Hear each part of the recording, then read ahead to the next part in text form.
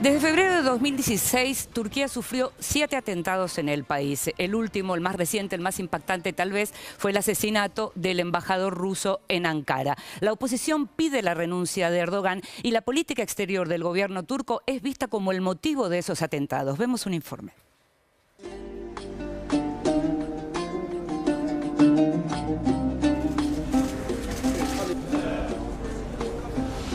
Parece ser irrefrenable la ola de atentados que sacuden a Turquía desde hace meses y que se cobraron más de 300 víctimas en 2016.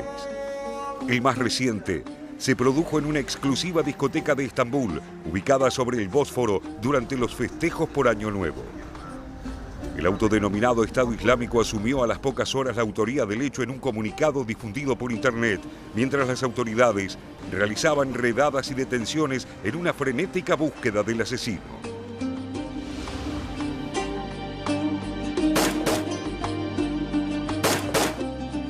3 días después de esta masacre, perpetrada por un hombre que atacó con un fusil Kalashnikov y que provocó 39 víctimas fatales, se filtró una imagen del presunto agresor y también su identidad. Pero el imputado salió a desmentir personalmente las acusaciones. Desde su ciudad natal de Kirguistán, Lake Mayarapov exhibió documentación que probaría en primera instancia que no se encontraba en Estambul en la fecha del ataque. Que el yihadista agresor pudiera huir generó críticas sobre la efectividad de las fuerzas de seguridad. El gobierno de Recep Tayyip Erdogan había desplegado 35.000 agentes para proteger Estambul durante las celebraciones del Año Nuevo y lo ocurrido en la discoteca puso en tela de juicio la efectividad del operativo. La oposición continúa exigiendo la dimisión del gobierno, que volvió a extender por 3 meses más el estado de emergencia decretado tras el golpe de Estado fallido del 15 de julio de 2016. Mesela Gaziantep saldırısına gösterilmeyen bu türden tepkiler ve yapılmayan değerlendirmeler Ortaköy saldırısına yapılınca oraya soru işaretini koymamız gerekiyor. Hemen bunu yaşam biçimleri vesaire buraya kaydırmanın hiçbir anlamı yok. Bunlar tamamıyla ülkemizi veya ülkemizdeki siyasi iradeyi bir kenara öteleme, ülkemizi bölme operasyonundan başka bir şey değildir. Pese a todo, Erdogan no retrocede con su persistente estrategia de persecución contra opositores, pero también contra dirigentes políticos, legisladores, periodistas y funcionarios que fueron acusados de traición, mientras que en paralelo se abrió un importante cerco informativo. Ki daha öncesinde de zaten gazeteciler baskı altındaydı. Birçok gazeteciye davalar açılıyordu. Gerek hakaret davaları olsun, gerek terörle mücadele kapsamında açılan davalar olsun. Bu davalarda gazetecilerin yargılanması hem basın özgürlüğünü baskılamak manasına geliyor hem de ifade özgürlüğünü yok ediyor. Aynı zamanda da bütün bu uygulamalar anayasaya aykırı olduğu zaman bu sefer de diyoruz ki bu daha da genişleyip kapsamı artacak bir duruma geliyor.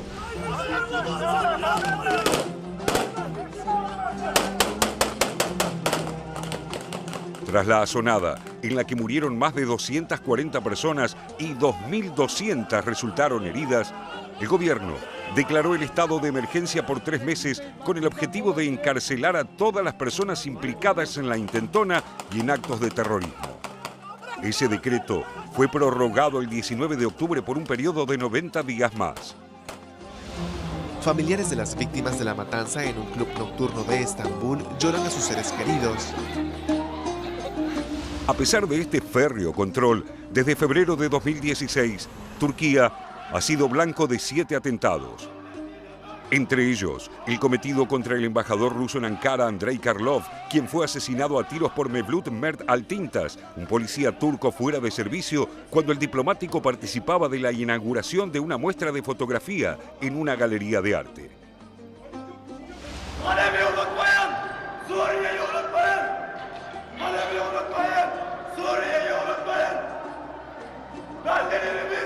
Güvende olmadıkça sizler güvenliği tanımayacaksınız.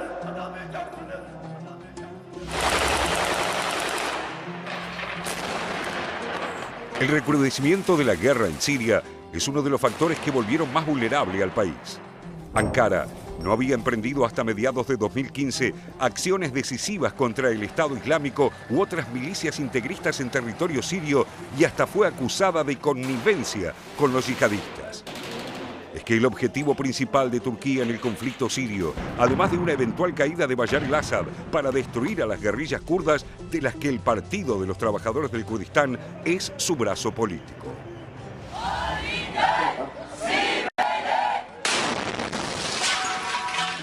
El 20 de julio de 2015, un atentado en la localidad turca de Suruk que mató a 33 voluntarios del Partido Socialista de los Oprimidos, un partido marxista turco, fue reivindicado por el ISIS y obligó a Turquía a cambiar de estrategia.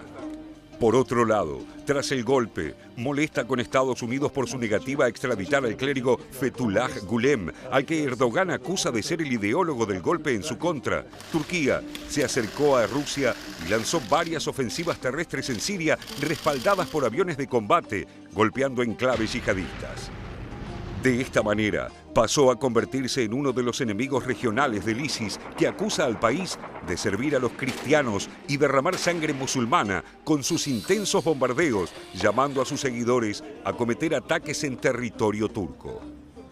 Tras los últimos acontecimientos, las Fuerzas Armadas turcas combaten en dos frentes simultáneos, contra los kurdos y contra el Estado Islámico en Siria, y también dentro de su propio territorio, que comienza a recibir de manera directa la onda expansiva del intrincado conflicto sirio que Erdogan contribuyó a expandir.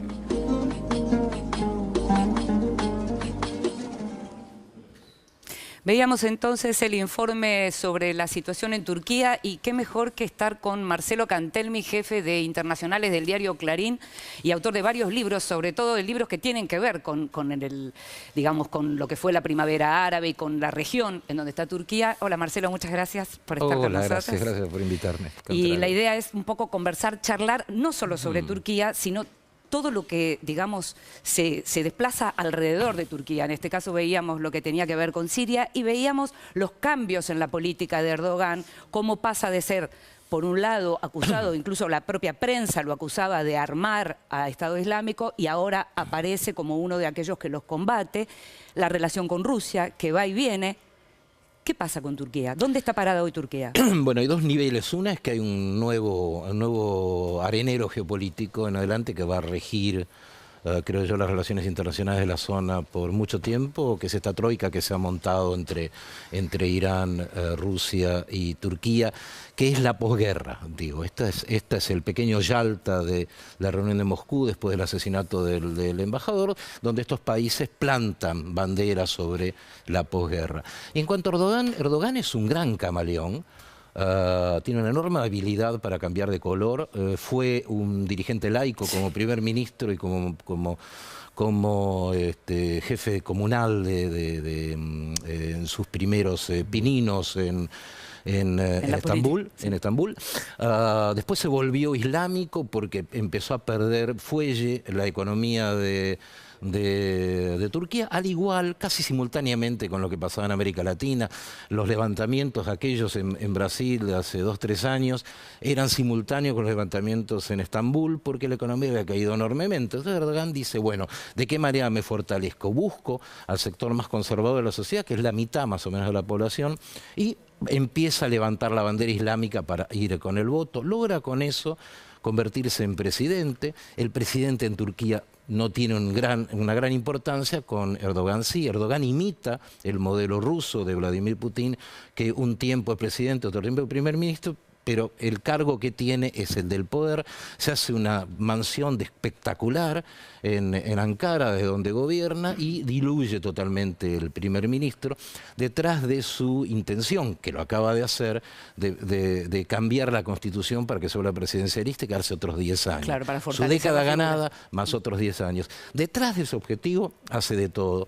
Ahora, ¿qué pasa? Erdogan fue, o Turquía, según la denuncia de Joe Biden, el vicepresidente de Estados Unidos, junto con Arabia Saudita y Qatar, fueron los grandes respaldos que tuvo el ISIS, que es una organización que dice ser islámica, dudoso, no lo es, que es una organización mercenaria, al uso, ¿no? Un proxy army para combatir a Irán, y la usó todo lo que pudo para frenar a los kurdos, Turquía. Entra Rusia en la guerra y ya el ISIS no vale más, por eso el ISIS está diluyendo y entra Turquía, como señala el informe, se convierte en un actor con control de una gran faja territorial dentro de Turquía, que eso molestó bastante a Rusia, por cierto, pero ya está, ahora es uno de los de la posguerra, que era lo que él buscaba. En el medio tuvo este enorme contratiempo de la intentona de golpe, porque hay una gran resistencia interna en Turquía a este abrazo que le da a Rusia. Justamente te quería preguntar, antes de que empiecen a preguntarte mis colegas,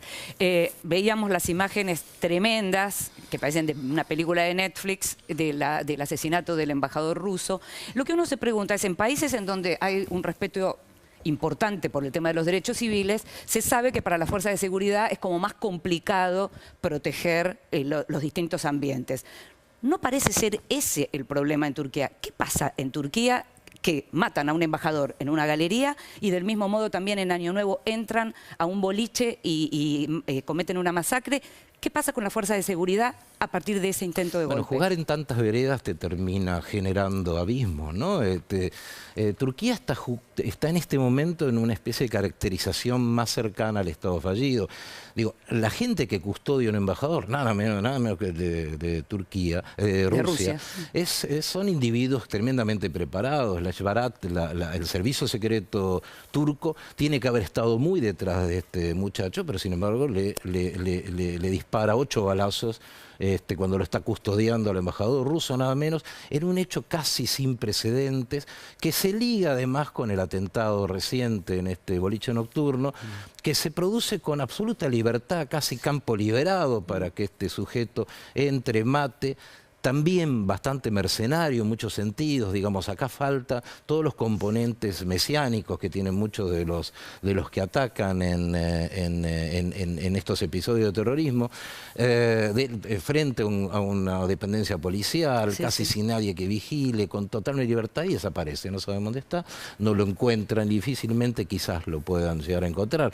Digamos, Turquía tiene un problema de estructura bastante concreta, que una de las razones es que la limpieza que ha hecho, la enorme purga que ha hecho en ejército y en la fuerza de seguridad, lo dejaron fuerte desamparo, y aparte con mucho odio interno, con mucha furia interna por estos manejos. Bueno, también responde esto a las premisas del ISIS. Uno es la humillación de los gobiernos, es decir, hacerlos prácticamente inútiles frente a un atentado barato, en algún caso como un atentado con un camión, que es lo que ha ocurrido en Europa últimamente, y la otra, debilitar la economía.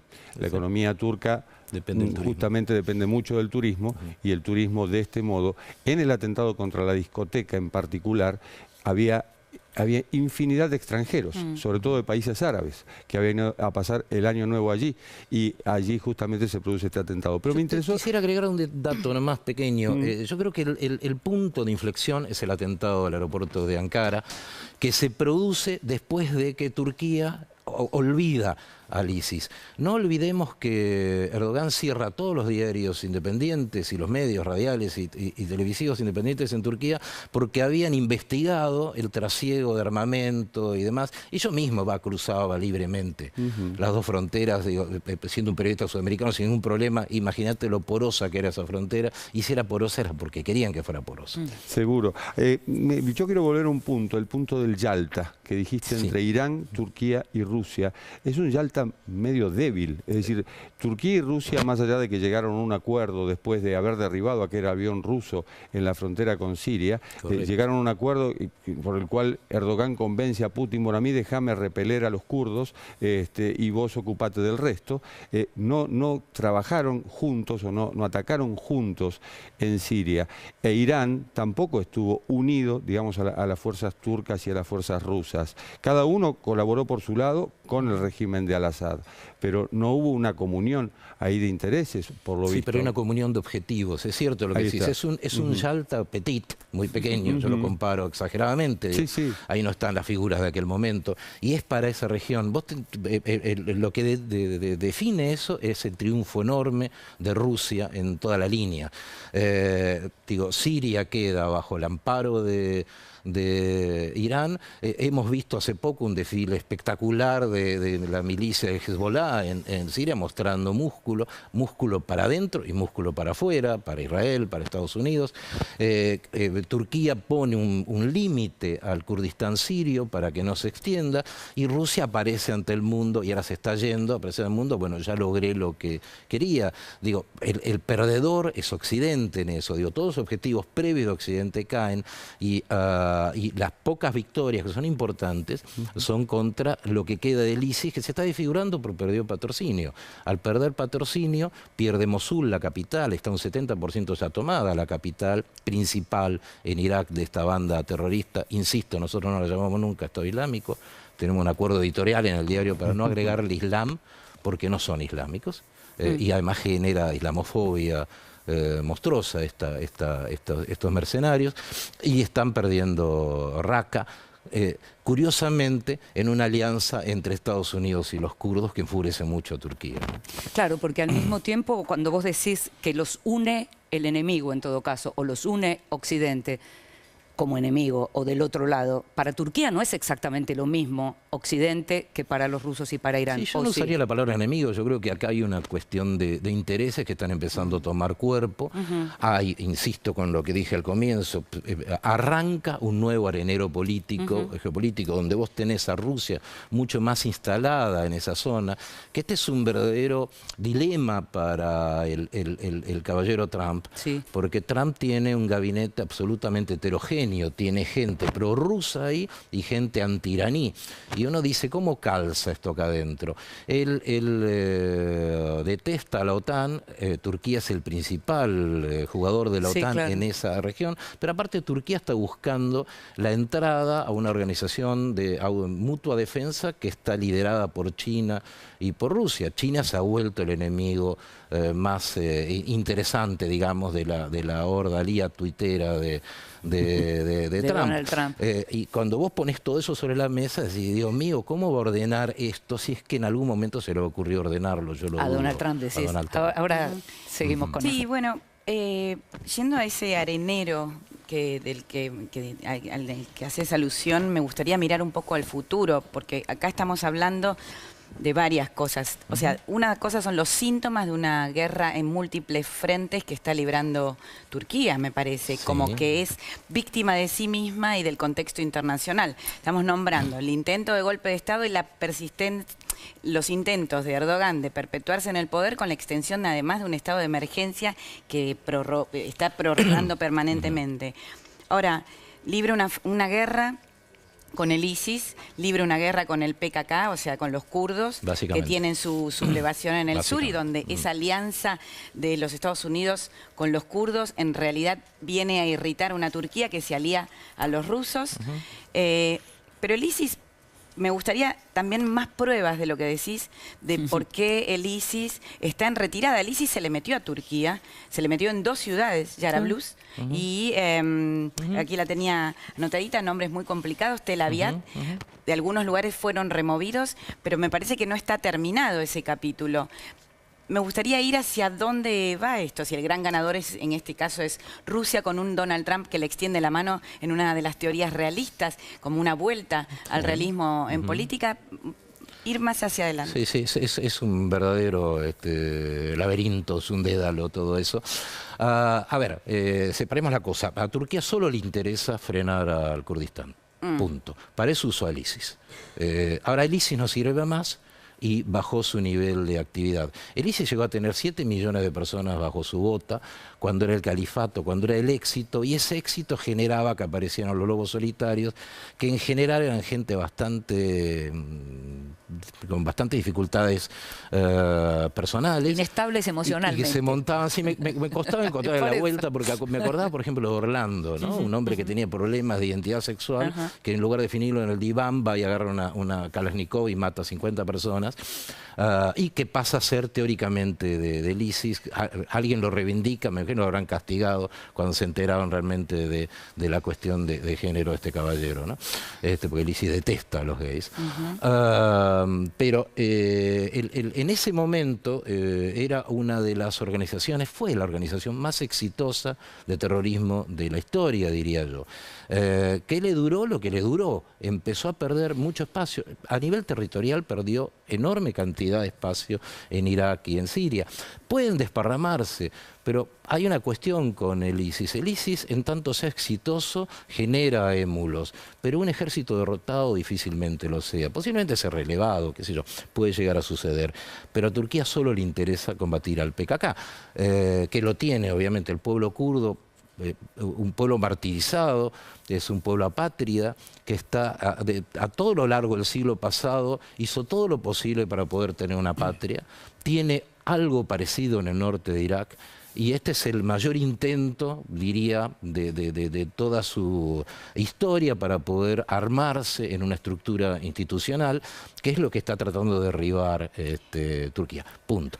Ese es un punto. Del otro lado, no, el otro es mucho más serio.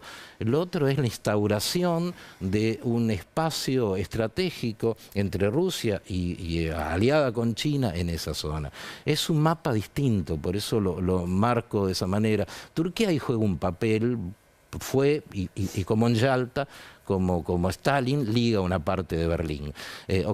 Pero y toda la parte del este. Para Turquía es ese el objetivo. Para Irán es mostrar que tiene músculo, que sigue siendo estratégico, a punto tal que ahora Ahmadinejad, que iba a ser candidato presidencial el año que viene, se bajó, y Rouhani, que no iba a ser, subió.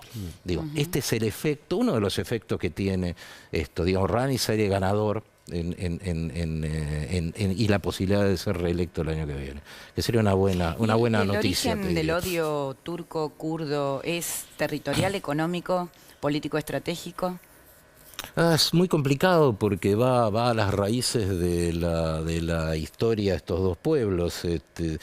Hay 20 millones de kurdos dentro de Turquía que han venido peleando por la autonomía, y el gobierno, el régimen nunca lo permitió.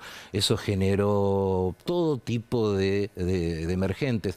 Es notable, los kurdos tienen ramas marxistas, ramas trotskistas, ramas islámicas, ramas chiitas dentro del Islam, sunitas. Es una especie de compendio de todo lo que vemos, todos contra Ankara, y todos detrás de la posibilidad de tener un Estado.